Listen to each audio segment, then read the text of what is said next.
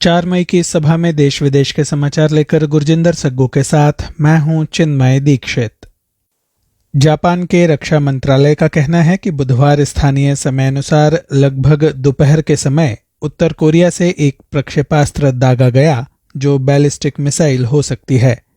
मंत्रालय का कहना है कि प्रक्षेपास्त्र संभवतः जापान सागर में जापान के अनन्य आर्थिक क्षेत्र के बाहर गिरा।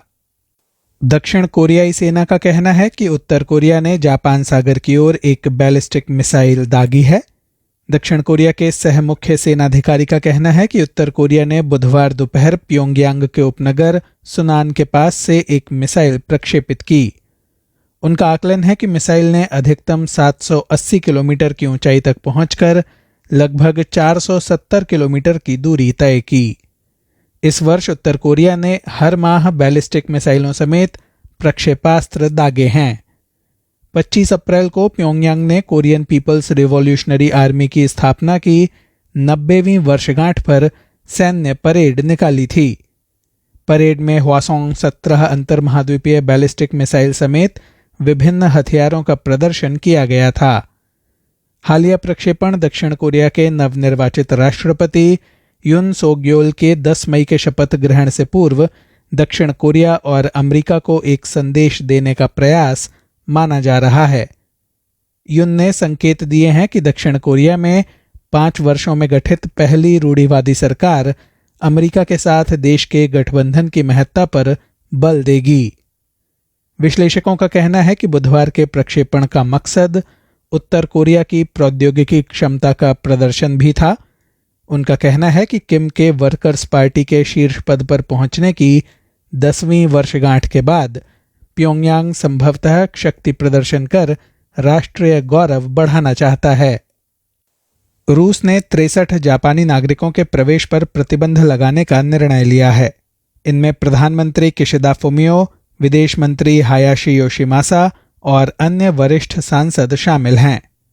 उक्रेन पर रूसी आक्रमण के मद्देनजर जापान ने रूस पर प्रतिबंध लगाए हैं, जिसके जवाब में रूस ने ये कदम उठाया है। रूस के विदेश मंत्रालय ने बुधवार को इस निर्णय की घोषणा की। प्रतिबंध के दायरे में पत्रकार और अनुसंधानकर्ता भी हैं। पूर्वी उक्रेन के मारियुपोल शहर में एक इस्पात संयंत्र में फंसे आम नागरिकों के निकास प्रयास जारी रहने के बावजूद रूसी बलों ने वहां ताजे हमले आरंभ कर दिए हैं। उक्रेन के राष्ट्रपति वोलोदिमीर ज़ेलेंस्की ने मंगलवार को एक वीडियो जारी कर कहा कि 156 नागरिक अज़ोवस्ताल इस्पात कारखाने से निकलकर उक्रेन के कब्जे वाले दक्षिण पूर्वी शहर ज़ापोरिज़ा पहुंचने में सफल रहे। रूस के रक्षा मंत्रालय का कहना है कि ये हमले उक्रेन की आज़ोव बटालियन ने किए हैं, जो इस्पात संयंत्र में मौजूद है। रूसी बलों ने कथित रूप से सतह और हवा से कारखाने पर बमबारी की। संदेश भेजने की मोबाइल एप्लीकेशन टेलीग्राम पर आज़ोव बटालियन के उप कमांडर ने कहा कि 2 महिलाओं की मौत हुई है और 10 नागरिक घायल हुए हैं। उक्रेन की उप प्रधानमंत्री इरीना वेरेश्चुक ने बताया कि सैकड़ों नागरिक अब भी संयंत्र में मौजूद हैं।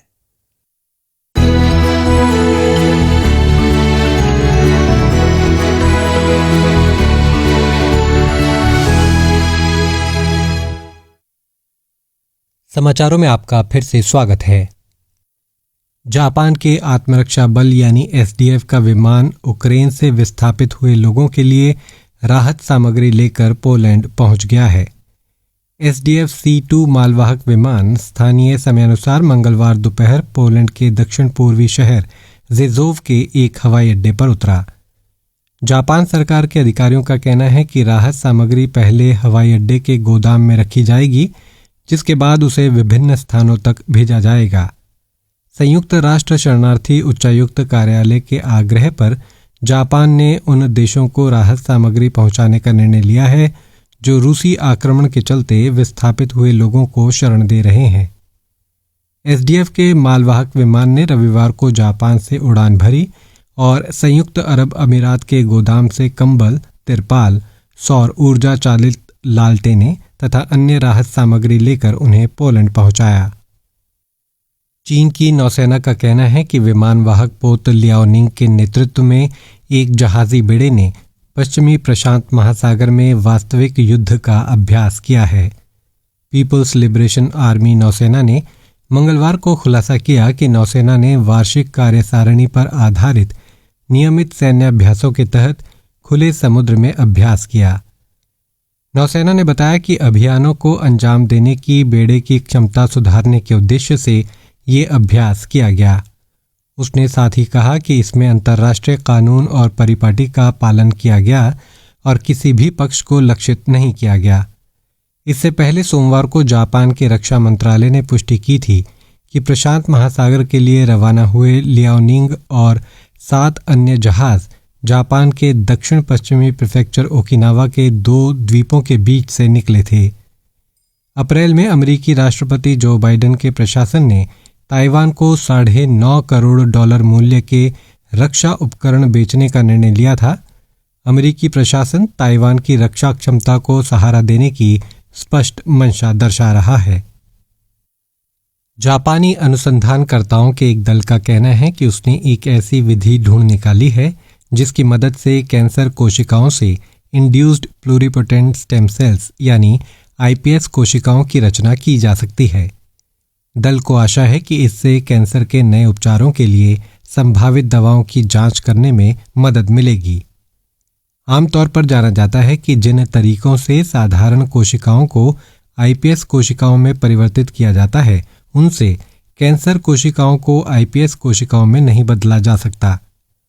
टोक्यो विश्वविद्यालय में आयुर्विज्ञान संस्थान के प्राध्यापक यामादा यासुहिरो के अनुसार चूहों पर किए गए प्रयोगों में पाया गया कि ऑन्कोजेंस यानी कैंसर कारक कोशिकाओं की बढ़त के लिए जिम्मेदार वंशाणुओं की क्रिया को रोकने वाली दवाओं का इस्तेमाल करके कैंसर कोशिकाओं से भी आईपीएस कोशिकाएं उत्पन्न की जा सकती हैं। दल का कहना है कि कैंसर की संभावित दवाओं को कैंसर कोशिकाओं में डालकर देखा जाएगा कि आईपीएस कोशिकाएं उत्पन्न होती हैं या नहीं, और इस प्रकार इस खोज का उपयोग कैंसर की नई दवाओं की प्रभावशीलता जांचने में किया जा सकता है। दल का कहना है कि उसने ऐसी दवाओं का पता भी लगा लिया है जो क्लियर सेल सार्कोमा नामक कैंसर के उपचार में इस्तेमाल की जा सकती हैं। प्राध्यापक यामादा का कहना है कि उनके दल ने ये पता लगाने के लिए अध्ययन शुरू किया था कि कैंसर कोशिकाओं से आईपीएस कोशिकाएं निर्मित क्यों नहीं हो सकती। वो आशा करते हैं कि अनुसंधान आगे बढ़ेगा और इसका लाभ रोगियों तक पहुंचेगा। और अब आज के प्रमुख समाचार एक बार फिर। रूस ने 63 जापानी नागरिकों के प्रवेश पर प्रतिबंध लगाने का निर्णय लिया है। इनमें प्रधानमंत्री किशिदा फुमियो, विदेश मंत्री हायाशी योशिमासा और अन्य वरिष्ठ सांसद शामिल हैं। उक्रेन पर रूसी आक्रमण के मद्देनजर जापान ने रूस पर प्रतिबंध लगाए हैं, जिसके जवाब में रूस ने ये कदम उठाया है। रूस के विदेश मंत्रालय ने बुधवार को इस निर्णय की घोषणा की। प्रतिबंध के दायरे में पत्रकार और अनुसंधानकर्ता भी हैं। इसी के साथ NHK वर्ल्ड जापान की हिंदी सेवा से समाचारों का ये अंक समाप्त होता है।